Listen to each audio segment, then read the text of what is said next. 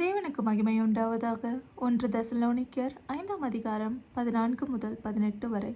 மேலும் சகோதரரே, நாங்கள் உங்களுக்கு போதிக்கிறது என்னவென்றால், ஒழுங்கில்லாதவர்களுக்கு புத்தி சொல்லுங்கள், திறனற்றவர்களை தேற்றுங்கள், பலவீனரை தாங்குங்கள், எல்லாரிடத்திலும் நீடிய சாந்தமாயிருங்கள். ஒருவனும் மற்றொருவன் செய்யும் தீமைக்கு தீமை செய்யாதபடி பாருங்கள். உங்களுக்குள்ளும் மற்ற யாவருக்குள்ளும் எப்பொழுதும் நன்மை செய்ய நாடுங்கள். எப்பொழுதும் சந்தோஷமாயிருங்கள். இடைவிடாமல் ஜெபம் பண்ணுங்கள். எல்லாவற்றிலேயும் சோத்திரம் செய்யுங்கள். அப்படி செய்வதே கிறிஸ்து இயேசுவுக்குள் உங்களை குறித்து தேவனுடைய சித்தமாயிருக்கிறது. இந்த வாக்கியம் மிக எளிமையாக நமக்கு புரியும் வகையில் சொல்லி தருகிறது.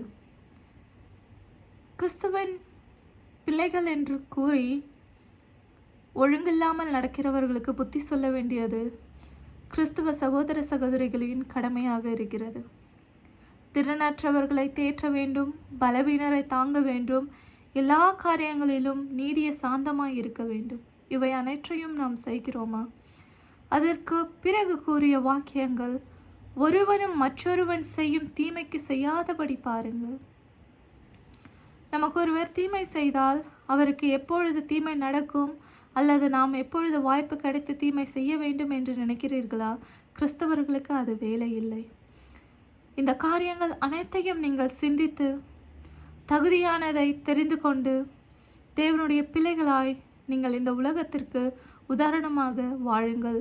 தேவன் தாமே இந்த வாக்கியங்களை கொண்டு நம் அனைவரையும் ஆசீர்வதிப்பாராக. ஆமேன்.